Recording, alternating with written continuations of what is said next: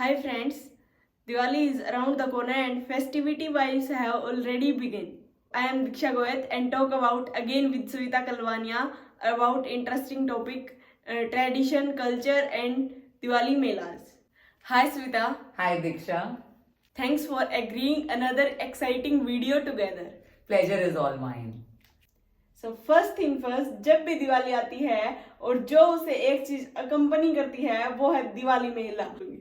So tell us something about this Indian tradition. Well Diksha, जैसे कि हम सब जानते हैं कि भारत जो है वो विविधताओं का देश भी है और गांव का देश भी है. मोस्ट ऑफ आवर पॉपुलेशन जो है वो गांव में बसती है. तो ये जो मेलों का ट्रेडिशन है ये भी हमारे गांव से शुरू हुआ है. गांव जो है सर्कुलर इकोनॉमी पे बेस्ड होते हैं कि वहां पे हर एक व्यवसाय के इंसान को काम मिलता है, कोई भूखा नहीं सोता है.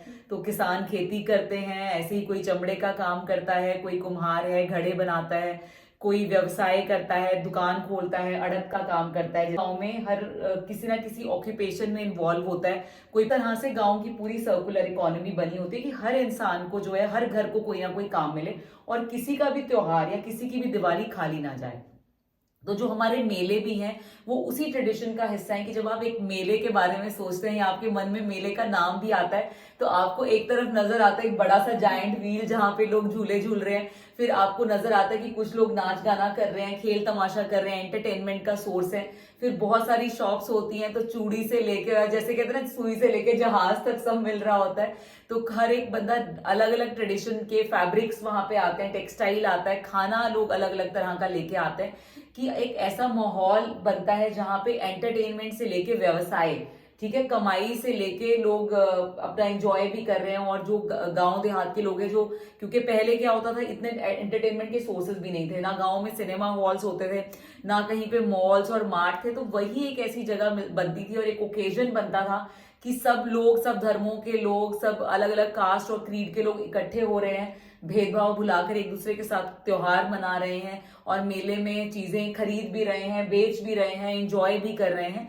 तो हमारा ये जो ट्रेडिशन है मेले ऑर्गेनाइज करने का, या माता के मंदिर में, किसी मस्जिद पे, किसी गुरुद्वारे में जो मेले लगते हैं, वो कहीं ना कहीं इस चीज का प्रतीक है कि कैसे व्यवसाय हर इंसान को मिलना चाहिए, हर इंसान को कोई ना कोई काम मिले और हर इंसान किसी ना किसी चीज में इन्वॉल्व हो, उसकी कमाई हो और हर इंसान जो है वो लोकल, जैसे हम कहते हैं वोकल फॉर लोकल.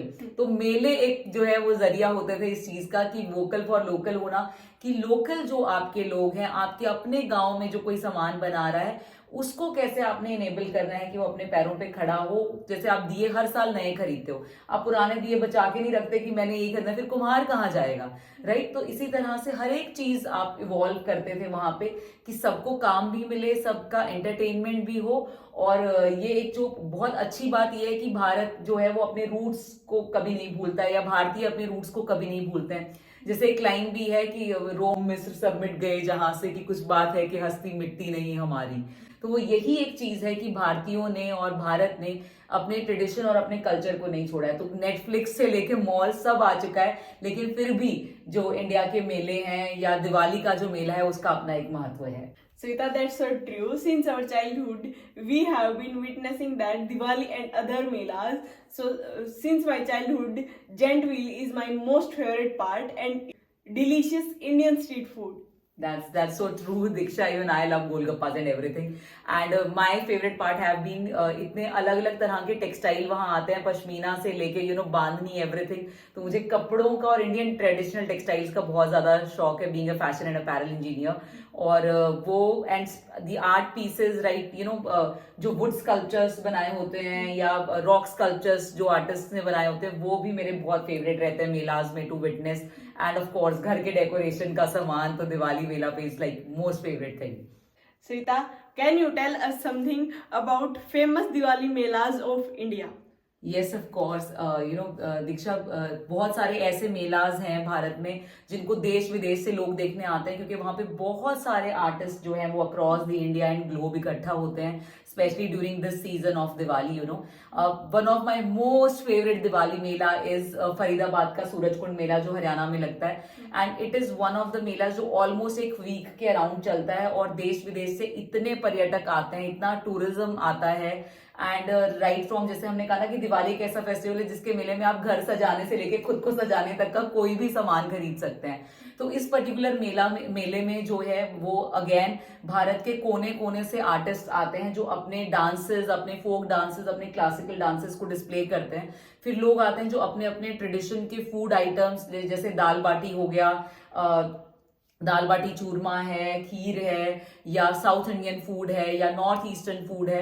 तो लोग बहुत अलग अलग तरह के, या मक्की की रोटी सरसों का साग है, तो लोग बहुत अलग अलग तरह के डिलिशिया जो है वो वहां पे फूड आइटम्स लाते हैं। सिमिलरली टेक्सटाइल, जैसे हमने बात की कांथा से लेके बांधनी, फुलकारी, पश्मीना, बनारसी साड़ीज, कांचीवरम, एवरीथिंग, मतलब कोई ऐसी ट्रेडिशनल टेक्सटाइल नहीं होगी इंडिया की जो आपको वहां देखने को नहीं मिले। एंड लाइफ टाइम में एक बार अगर आप वहां नहीं गए तो आपने कुछ नहीं देखा। तो इट इज, अगर आप आर्ट लवर हैं तो वो दिवाली मेला आप बिल्कुल मिस नहीं कर सकते।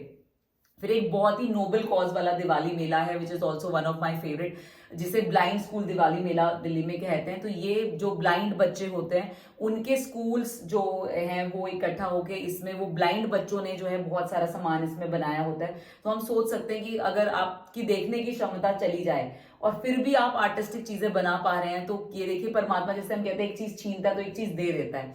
तो उन बच्चों को कहीं ना कहीं भगवान जो है ये आर्ट देता है कि वो अपनी कोई चीज बना सके और अपने पैरों पे खड़े हो सके। तो ब्लाइंड स्कूल दिवाली मेला जो है वो ऐसे बच्चों द्वारा बनाया गया सामान है जो कि दिवाली पे वो ये इस तरह का मेला या सेल लगाते हैं, and you know they help them earn something. And then again one other favourite जो मेरा कॉलेज टाइम से बहुत फेवरेट है, दैट इज दिल्ली हाट का दिवाली मेला। तो दिल्ली हाट एक ऐसी जगह है अगेन जो ट्रेडिशनल से लेके कंटेम्प्रेरी जो आपके आर्ट फॉर्म्स हैं उनको डिस्प्ले करने के लिए आर्टिस्ट को एक प्लेटफॉर्म देती है। तो दिल्ली हाट का मेला भी जो है दिल्ली में बहुत बहुत फेमस वन ऑफ द मेला है। एंड उसके अलावा बहुत सारे और मेलेज हैं, जैसे सुंदरनगर का मेला है, ग्रीन पार्क का मेला है, सिटी वॉक का मेला है। तो बहुत सारे इस तरह से और भी जो है अलग अलग मेले दिल्ली में दिवाली के टाइम पे लगते रहते हैं। Oh, that sound is so exciting. Like must visit kind, a wonder place for arts lovers and shopaholics. Yes, of course, Diksha. And you know, the shopping feeling at Diwali is altogether different than the shopping feeling around the year. Savita, you were also a part of organizing committee of Diwali Mela, and can you tell our audience more about it? Yes, Diksha, I have been part of organizing Diwali Mela from the last 15 years, of course, leaving the COVID years. And it has been, you know, one of the most favorite event. मेलों का tradition है वो इसलिए शुरू हुआ कि rural areas में पहले इंटरटेनमेंट के सोर्सेज नहीं थे, या जो लोकल आर्टिशियंस हैं उनको अपने आर्ट डिस्प्ले करने के लिए कोई प्लेटफॉर्म नहीं था। तो ट्राइडेंट ग्रुप ने ये शुरुआत की बहुत बहुत साल पहले, यू नो समवेयर नियर 2002 और 2003, कि जब ये मेले शुरू हुए in Punjab rural areas, and then it went to MP के ट्राइबल एरियाज, जहाँ पे जो ट्राइबल लोग हैं या रूरल लोग हैं उस टाइम पे सिनेमा हॉल्स भी नहीं होते थे एज आई सेड, और मॉल्स नहीं थे, और जो सेल्फ हेल्प ग्रुप्स हैं या जो लेडीज अपने घर में ट्रेडिशनल आर्ट फॉर्म बनाती है, कोई फुलकारी बनाती है, या अगर हम एमपी की बात करें कोई ट्राइबल आर्ट वो करते हैं, तो वो अपनी चीज कहाँ जाके बेचे उसके लिए कोई प्लेटफॉर्म नहीं होता था। तो ट्राइडेंट उनको ये प्लेटफॉर्म देता है कि जहाँ पे वो अपने जो ट्रेडिशनल उन्होंने अपने एंसेस्ट्रल स्किल्स जो सीखे हुए हैं, जो वो आर्ट फॉर्म्स बना सकती हैं, और भारतीय जो आर्ट फॉर्म है उसको जिंदा रखने के लिए एक प्लेटफॉर्म दिया जाता है। फिर सेल्फ हेल्प ग्रुप्स हैं जो गवर्नमेंट जिनको डिराइव करती है आजीविका वगैरह, तो उसमें जो लेडीज काम करती हैं, चाहे वो अचार बनाती हैं, मिठाइयाँ बनाती हैं, वो भी आके यहाँ पे अपना वो डिस्प्ले लगाती हैं।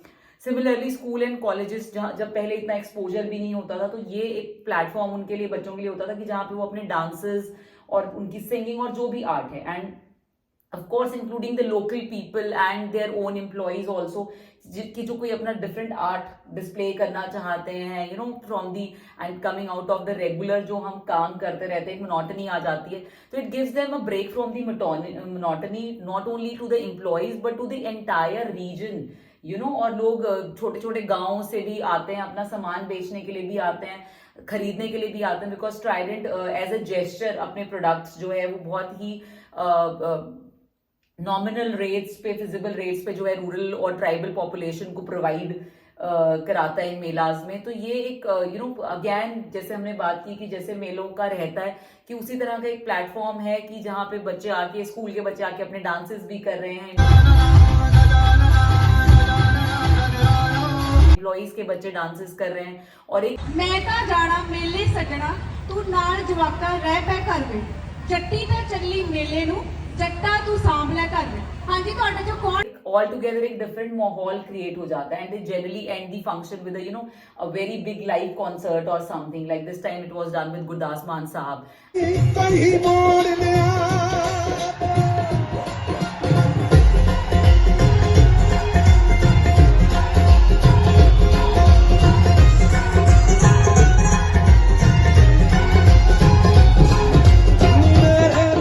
And even I witnessed so many different dances, over the years. Just करते तो आपको लावनी देखने को मिलती है, आपको लगता है अच्छा यार महाराष्ट्र में this kind of dance happen. क्योंकि देहात से बिलोंग करते हैं, जिन्हें जो पंजाब में है तो उन्हें पंजाब से बाहर का कल्चर नहीं देखा, एमपी में है तो वहां से बाहर का कल्चर नहीं देखा. तो जब इस तरह के फंक्शंस होते हैं, वो लावनी भी देख रहे हैं, वो हरियाणवी डांस भी देख रहे हैं, वो मलवई गिद्दा भी देख रहे हैं, वो लुड्डी भी देख रहे हैं, वो नुक्कड़ नाटक भी देख रहे हैं, उनको पता लग रहा है कि यार कैसे एक नाटक के जरिए आप सोशल इवल्स के बारे में बात करते हैं, आप वाटर की स्कार्सिटी के बारे में बात करते हैं.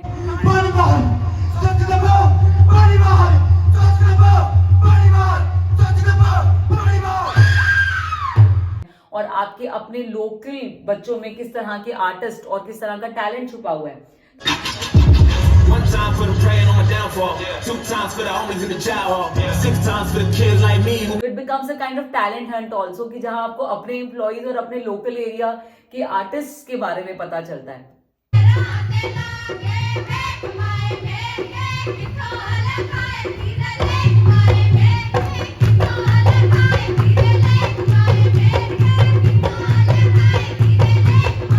So I've been very privileged to be part of these melas, and to contribute whatever little I could do for this. And I just get mesmerized because the kind of teamwork and people coming together or display of art, culture, foods, that is something, really awesome. Like, somebody living in Barnala is having Amritsari kulcha without going to Amritsar, or having some traditional mithais of south without being there.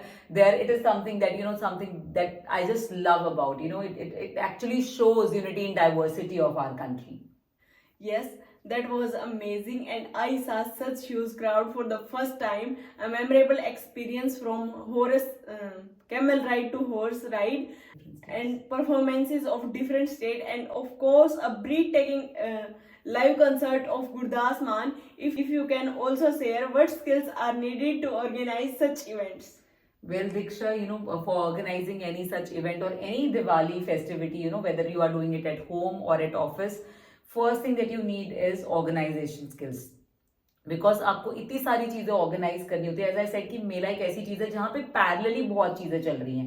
ऐसा नहीं कि एक जगह बैठ के audience performances देख रही है. कहीं पे आपके परफॉर्मेंसेस चल रहे होंगे, कहीं आपकी सेल चल रही होगी, कहीं लोग खाना खा रहे होंगे, कहीं पे बच्चे खेल रहे होंगे, झूले लगे होंगे. तो उसके लिए वो ऑर्गेनाइजिंग और प्लानिंग स्किल्स आपको बहुत बहुत ज्यादा जरूरी है कि आप किस तरह से अपना पूरा लेआउट प्लान करते हैं, क्या एक्टिविटीज कब प्लान करते हैं, किस एक्टिविटी को आप सुबह रखेंगे, किस एक्टिविटी का शाम में ज्यादा चार्म है. जैसे आप रैंप वॉक रख रहे हो, कोई ऐसी चीज रख रहे हो, तो वो जनरली इवनिंग में बहुत अच्छी लगती है, राइट. आपने मेहंदी कॉम्पिटिशन रखा है तो आपको वो दिन में रखना पड़ेगा. So there is bright light because somebody has to apply mehndi and all. So it will all depend कि आपने क्या क्या चीजें रखनी है. तो आपकी ऑर्गेनाइजिंग और प्लानिंग स्किल्स बहुत इंपॉर्टेंट है. Then team work is very very important, क्योंकि इतने सारे लोगों ने साथ मिलकर काम करना होता है, और अगर उनके बीच के डिफरेंसेस होंगे and they can't gel together तो बहुत मुश्किल हो जाता है उस चीजों को करना. तो एक टीम वर्क की भावना जो है वो हर एक मेंबर में चाहिए जो भी उस चीज को ऑर्गेनाइज कर रहे हैं. बिकॉज हर एक इंसान, like right from housekeeper to जो आपका कोई लीडर है, कमेटी हेड कर रहा है, सब बहुत इंपॉर्टेंट है.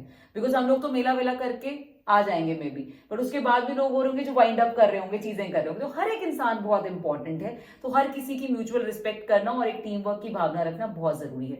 Then you need leadership skills. कभी कभी ऐसे इवेंट से नेशनल लीडर्स भी इमर्ज होके आते हैं जहां पे जिन्होंने कभी लीडरशिप डिस्प्ले नहीं की होती, और जब वो इवेंट ऑर्गेनाइज कर रहे होते हैं तो उन्हें खुद अपनी एबिलिटीज पता लगती है कि कैसे वो अपने पैक को लीड कर सकते हैं. तो लीडरशिप स्किल्स जो है वो बहुत जरूरी भी हैं, और ये इवेंट ऑर्गेनाइज करते हुए ऐसे जो यूथ है उसके अंदर ये स्किल्स डेवलप भी होते हैं. तभी हम स्कूल्स और कॉलेजेस में भी बच्चों को कहते हैं ना कि किसी ना किसी फेस्ट का पार्ट बनिए, किसी ना किसी कार्निवल का पार्ट बनिए, बिकॉज उससे आपकी ये सारे स्किल्स जो हैं वो आपको ये होने भी चाहिए, और आपकी वो स्किल्स इससे इंप्रूव भी होते हैं. Then is delegation is very important. आप सारी चीजें खुद नहीं कर सकते हो. Even if whether you are HR or admin or anybody else, you can't do everything at your own. आपको लोगों को इन्वॉल्व करना पड़ेगा, आपको डेलीगेट करना आना चाहिए कि आपने कौन सा काम किसको देना है। उसके लिए आपको लोगों के स्किल्स और एबिलिटीज पता होनी चाहिए कि एंकरिंग कौन कर सकता है, बैक स्टेज कौन हैंडल कर सकता है, राइट, स्टॉल्स कौन हैंडल कर सकता है, फाइनेंस कौन हैंडल कर सकता है, बजट कौन हैंडल कर सकता है, गिफ्ट्स जाके कौन परचेज कर सकता है। तो playing on your people's strength, knowing your people and delegating the work rightfully is very important. And then one very important thing is empathy and love. जब तक आपके अंदर एम्पथी, लव, अफेक्शन ना हो लोगों के लिए, आर्ट के लिए, ट्रेडिशन के लिए, तब तक आप इस तरह की चीजों को अच्छे से ऑर्गेनाइज नहीं कर सकते। तो आपकी आर्ट एंड क्राफ्ट के लिए समझ, आपका आर्ट एंड क्राफ्ट और जो ट्रेडिशन है उसके लिए लगाव होना बहुत जरूरी है, अगर आपने इस तरह के ट्रेडिशनल फेस्टिवल्स का कोई इवेंट जो है ऑर्गेनाइज करना है तो। A great insight, and if you can share some tips and ideas for our audience for celebration of Diwali at their house and office. As I say, दीक्षा, दिवाली एक बहुत ही exciting time होता है because her religion का कोई ना कोई इससे संबंध है। तो अगर आपने ऑफिसेज में या अपने घर में अपनी फैमिली एंड फ्रेंड्स के साथ दिवाली पार्टी ऑर्गेनाइज करनी है, इवेंट ऑर्गेनाइज करना है, तो जो चीजें लोगों को इन्वॉल्व करने में बहुत हेल्प करती हैं, one of them is tambola. Tambola is a very simple number game, but वो लोगों को इतना उनका ध्यान आकर्षित करके रखती है because everybody wants to win, complete their houses. So वो एक ऐसी चीज है जिसको आप ऑर्गेनाइज कर सकते हैं in your event. Then musical chair is one because everybody love music during Diwali, because इतना फेस्टिव मूड हमारा होता है, तो you know musical chair can be one thing that you can do. Then of course very typical but very nice competitions, that is Rangoli and Diwali.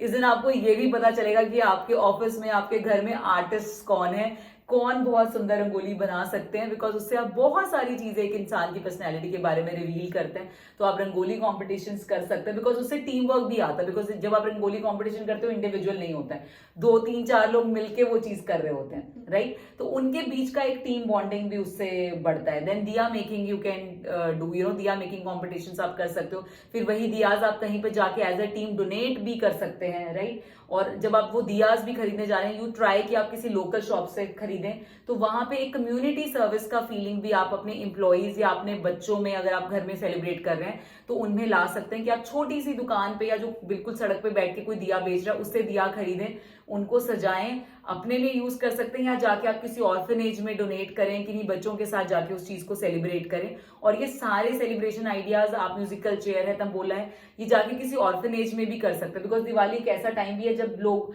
हमें सिखाया जाता है कि हम दूसरों के लिए कुछ ना कुछ करें, राइट, कम्युनिटी के लिए कुछ ना कुछ करें, तो वो चीजें भी आप कर सकते हैं। And then there could be, like, of course there could be typical Antakshari, and then there could be a ramp walk, like traditional जो हमारे कल्चरल पहनावे हैं उनको फ्यूजन कैसे कर सकते हैं वेस्टर्न के साथ, वो एक रैंप वॉक आप कर सकते हो। या रामलीला के जितने भी कैरेक्टर्स हैं, उस पुराने उससे आधार से जितने भी कैरेक्टर्स हैं, उनके ड्रेसेस पहन के आप एक रैंप वॉक कर सकते हैं। तो इस तरह के छोटे छोटे इवेंट्स जो हैं अगर आप ऑर्गेनाइज करते हैं अपने टीम के लिए, ऑफिस में, और अपने फैमिली एंड फ्रेंड्स के लिए, तो आपकी जो टीम बॉन्डिंग है, आपकी जो टुगेदरनेस है, वो और ज्यादा बढ़ेगी। बिकॉज दिवाली, जैसे हम कहते हैं ना, दिवाली का मजा तो सबके साथ आता है, तो सबको इन्वॉल्व करने के लिए ये छोटी छोटी चीजें आप कर सकते हैं। So friends, we wish you happy and healthy Diwali and hope this video will help you make your celebration even more awesome. क्या हाथ पे बैठते हो रखिए।